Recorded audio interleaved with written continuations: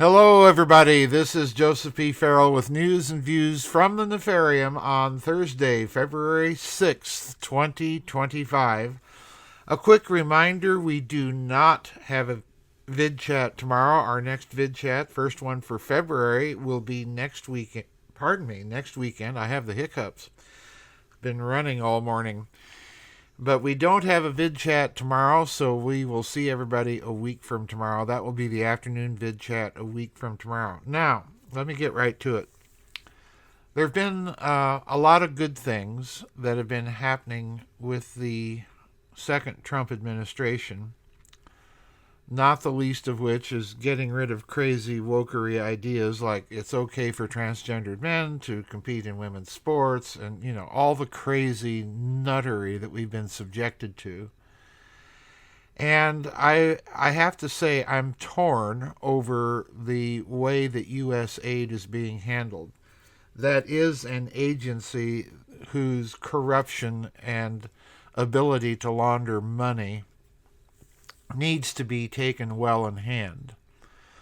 And I'm certainly in favor of Mr. Musk exposing where our hard-won tax dollars have gone.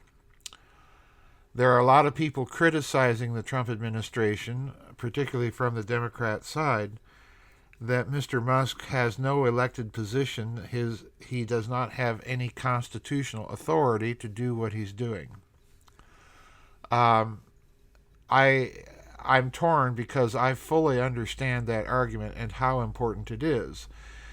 There are some of you who may or may not know the movie A Man for All Seasons about Thomas More when he was Chancellor for Henry VIII of King of England.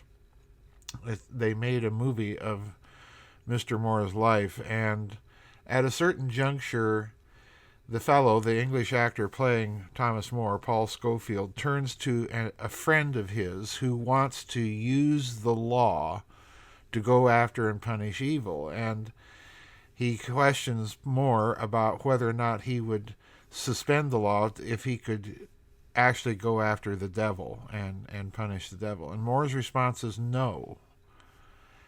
And I'm kind of in that position here. I fully want things like U.S. aid to be brought to heel, but at the same time, I fully want the Constitution to be observed. So I'm a bit torn.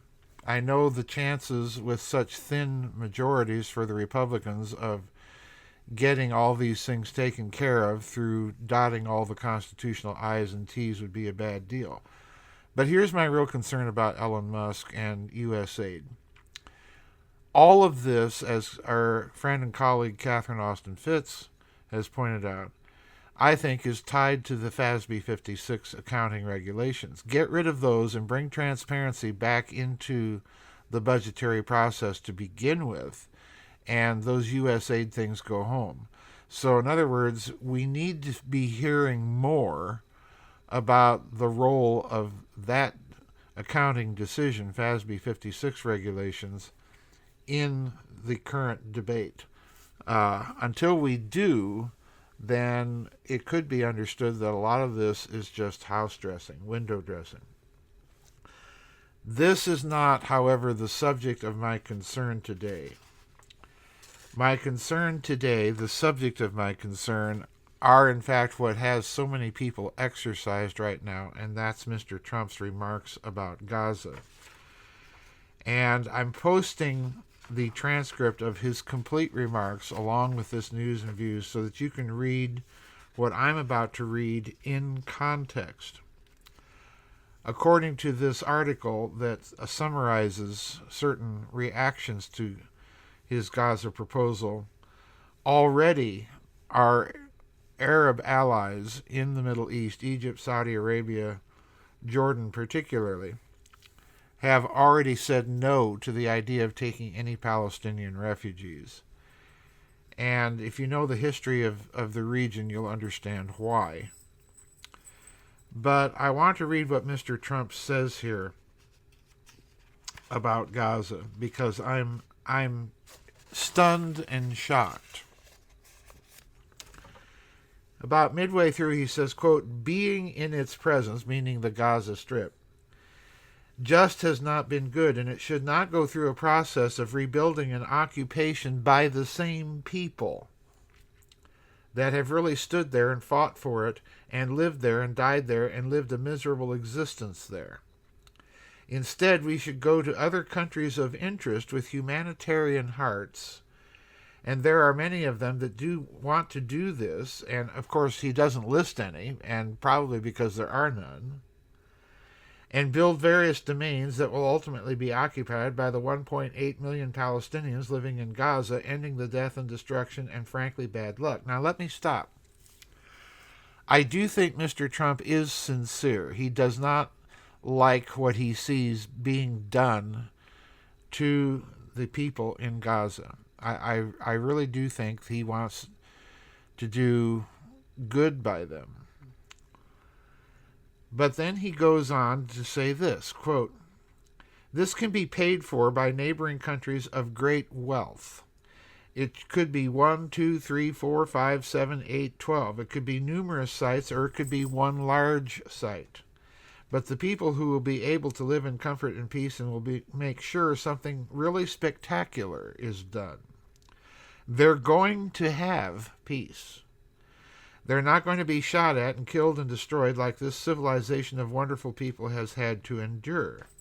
The only reason the Palestinians want to go back to Gaza is they have no alternative. That's the problem.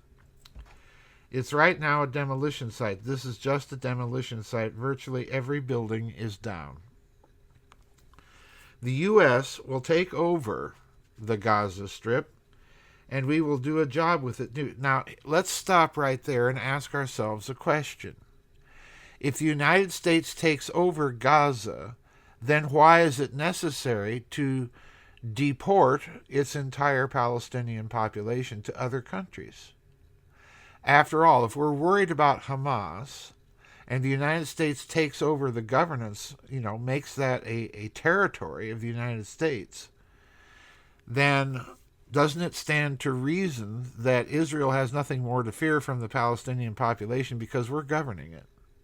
So then why do you need to deport them? That's the huge flaw squatting right in the middle of this. We'll own it and be responsible for dismantling all the dangerous unexploded bombs and other weapons on the site, level the site, and get rid of the destroyed buildings, level it out. Create an economic development, here's your opportunity zone, folks, that will supply unlimited numbers of jobs and housing for people of the area. Do a real job, do something different. In other words, we're going to go in, we're going to level it, clean it out, and then maybe we'll let some people back.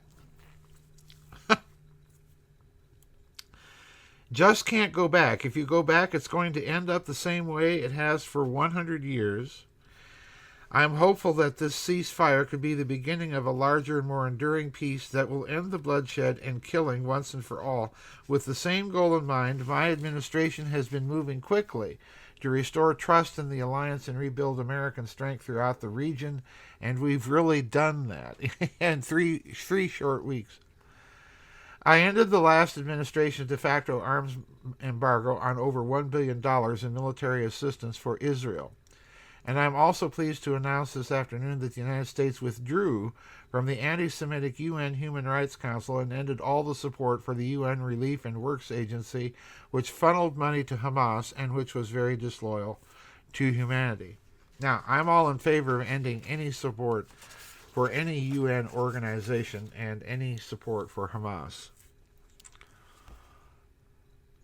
I do believe in the right of Israel to exist. It's now an accomplished fact. We can't turn back the clock to 1948 and say go elsewhere. But effectively, what Mr. Trump's proposal is saying is we can't turn back the clock. We can turn back the clock all the way to 2,000 years ago and say that this belongs to that group of people that came to occupy it in 1948. If we apply the same logic elsewhere in the world, we're going to have to give Turkey back to the Greeks, and so on, and so on, and so on. I think this whole proposal is either Mr. Trump shooting off his mouth or floating a trial balloon to see how it flies, and I want to hold open the possibility for that interpretation, because if you watch the video, Prime Minister Netanyahu, as I like to call him, looks out several times over the assembled room as if he's trying to gauge the reaction of the press corps assembled in the room, just to see how all of this is going over. And I do have to wonder, therefore, if these proposals are not coming from the Israeli government itself and simply being mouthed by Mr. Trump. I don't know.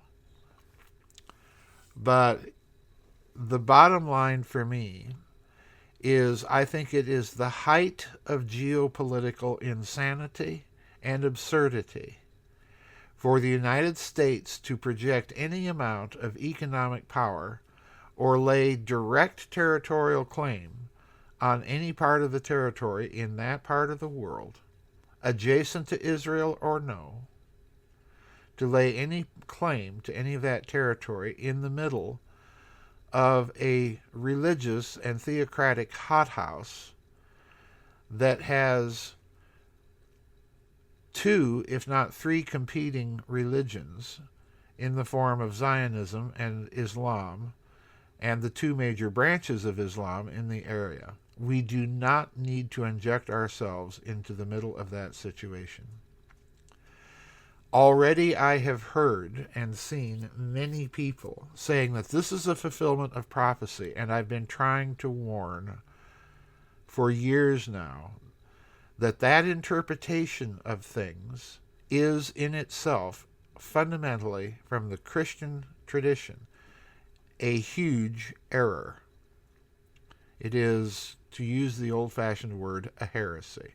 It is a misreading, a profound misreading of Scripture. You know, the devil can quote it too, and he's much better at it than we are. There are people that are saying this and urging this, and for that reason also, I think the United States must not enter any sort of military or economic engagement to put American boots on the soil over in that region of the world. It is inviting disaster. And it is inviting Israel to assume a position of power and influence over American foreign policy, particularly in that region of the world, in a classic wag the dog scenario. It's bad enough now, but we don't need to see it become much, much worse. There are, thirdly, people who argue that Mr. Trump is playing, again, his typical quote-unquote 4D chess game. And frankly, folks, I've never seen the 4D chess, and I'm not seeing it now. I think this is a colossally bad idea. Hugely bad. It does cement to my mind the interpretation that I've suggested in a couple of interviews and a couple of blogs, that the political calculus and people backing Mr. Trump has changed. I've always considered Mr. Trump a deep state candidate, but just from a different faction of the deep state.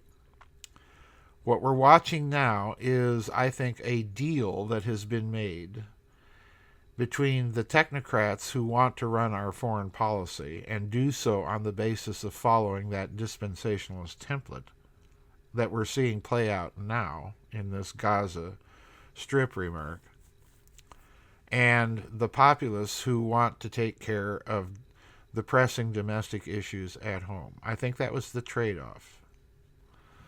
So we might be watching a much deeper game play out here with the Gaza remarks. All I can tell you, folks, is I think that this is a colossally bad idea. We're already hearing some internal opposition within the Republican Party.